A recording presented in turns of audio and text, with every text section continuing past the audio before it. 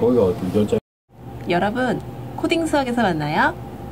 보라색 부분 F는 곱집합 x 곱하기 y의 부분집합이고요.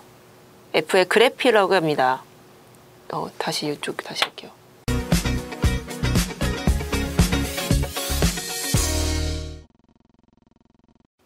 안녕하세요, 여러분. 컴퓨터 코딩쌤은 역시 지니!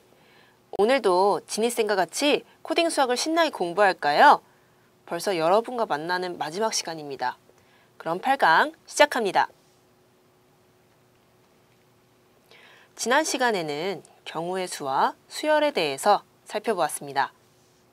이번 시간에는 함수와 문자 코드, 순서에 대해서 알아볼 거예요. 함수란 무엇일까요? 일단 숫자는 무엇인가의 개수를 셀 때 주로 사용합니다. 그런데 상황에 따라서 무엇인가의 개수도 항상 변하겠죠. 그래서 개수를 표현하는 숫자도 변하기 마련인데 이렇게 상황에 따라서 크기가 변하는 숫자를 변수라고 합니다. 그런데 변수가 여러 개 있을 때 이 변수들은 서로 영향을 주고받는데요. 그래서 변수 x가 커지거나 작아짐에 따라서 다른 변수인 y의 값도 달라집니다. 예를 들어서 두 변수의 관계에 대해 여러 상황을 그림으로 나타내보면 다음과 같아요. 왼쪽 그래프는 변수가 커질수록 y도 증가하는 그래프, 오른쪽은 변수 x가 커질수록 y도 작아지는 그래프를 구현하였습니다. 위처럼 두 변수의 상황을 나타내는 그래프를 식으로도 나타낼 수 있는데 이렇게 두 변수의 관계를 나타낸 식이 함수입니다. 그래서 함수의 식을 잘 파악하면 두 변수가 서로 어떠한 관계에 있는지 알 수 있어요. 그리고 함수의 식을 나타낼 때는 fx꼴로 나타냅니다. 맨 오른쪽 집합처럼 보이는 그림을 가지고 자세히 설명하고자 합니다. 함수 f는 다음과 같은 x, y, 그리고 보라색 f이고 x는 집합이며 f의 정의역이라고 합니다. y는 집합이고요. f의 공역이라고 합니다. 보라색 부분 f는 곱집합 x 곱하기 y의 부분집합이고요. f의 그래프라고 합니다. 다음 내용을 만족시켜야지만 함수라고 하는데요. 다시 말해서 함수는 정의역의 각 원소를 정확히 하나의 공역 원소에 대응시킵니다. 이런 y를 fx라고 쓰면서 이런 y들의 집합을 치역이라고 합니다. 치역은 공역의 부분집합이나 공역보다 작을 수가 있어요. 단어 정리하고 넘어갈까요? 아까 정의역, 치역, 공역, 모르겠죠? 자, 하나씩 짚고 넘어갈게요.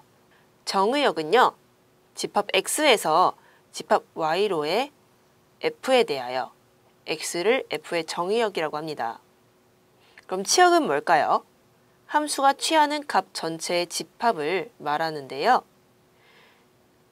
사상 함수 fx가 y가 있을 때 집합 x를 f의 정의역, y를 f의 공역이라고 하고 x의 원소, x의 상 전체의 집합을 f의 치역이라고 합니다. 마지막으로 공역입니다. 공역은 집합 x의 임의의 원소, x에 대응하는 집합 y의 원소, y를 나타내는 함수, y는 fx에서 집합 y를 부르는 말이에요. 프로그래밍에서의 함수는 어떤 의미를 가지고 있을까요? 함수란 하나의 로직을 재실행할 수 있도록 하는 것으로 코드의 재사용성을 높여줍니다.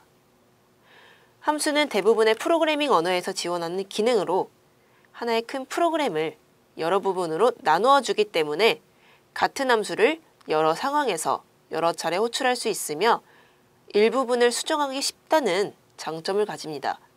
그러니까 여러분은 잊지 말고 꼭 기억하셔야 돼요.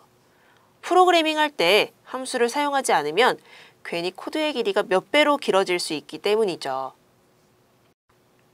문자 코드입니다. 컴퓨터에서 문자를 표현하는 방법인데요. 컴퓨터는 모든 정보를 0 또는 1로 표현하는 이진법으로 동작하기 때문에 문자를 작성해도 실제로 컴퓨터는 그것을 0과 1로 변환하여 이해해야 합니다. 문자 코드를 이진법으로 나타내는 방법에는 아스키 코드와 유니코드가 있습니다. 하나씩 알아볼까요? 첫 번째, 아스키 코드입니다. 오른쪽에 그림과 같은데요. 이 알파벳 문자를 7개짜리로 표현하기 때문에 27개, 128개의 문자 표현이 가능합니다. 두 번째는 유니코드입니다. 아스키 코드가 표현하는 문자의 개수가 적어 알파벳 이외의 문자를 표현하지 못하는 한계로 인해 등장하였고요.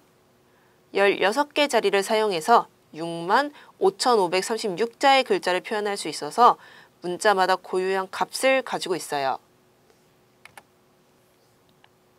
마지막 순서도 차례입니다. 순서도는 다이어그램의 종류 중 하나로 여러 종류의 상자와 이를 이어주는 화살표를 이용해 명령의 순서를 보여주는 알고리즘 혹은 프로세스를 말합니다. 순서도를 이용한 도식의 지식 표현 방법을 통해 어떤 문제를 순서에 따라 해결을 도모할 수 있고요. 프로세스의 작용은 이 같은 상자들과 조각의 흐름을 나타내는 화살표 연결로 나타냅니다.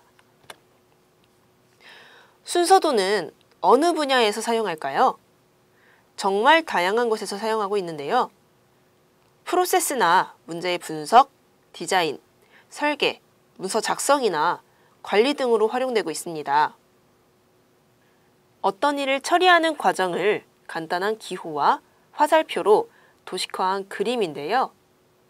주로 컴퓨터 프로그래밍에서 프로그램이 돌아가는 과정을 그림으로 나타낼 때 사용합니다. 예시 보시면 고민 시작부터 고민 해결로 총 2가지의 그림을 도식화했는데요. 하나는 간단하게 잘지 말지 고민했던 고민 시작부터 해결까지, 하나는 과제를 내 손으로 끝마칠지 베낄지, 이 2가지를 가지고 실생활에서 간단하게 순서도로 표현을 해봤어요. 다음은 순서도에서 사용하는 기호들입니다. 순서도는 익숙하면 익숙할수록 알고리즘 사고에 도움이 많이 되니까 아까 예시처럼 친구들도 한번 적용해 보세요. 저는 혼자서 어머니의 잔소리 같은 걸로 만들어 봤는데 아주 재밌더라고요. 오늘은 함수, 문자 코드, 순서도에 대해서 알아보았습니다. 함수는 친구들에게 익숙하겠지만 다른 문자 코드나 순서도는 많이 보지 못했을 거라고 생각이 들어요. 그래도 재미있지 않았나요? 컴퓨터 코딩쌤은 역시 찐이.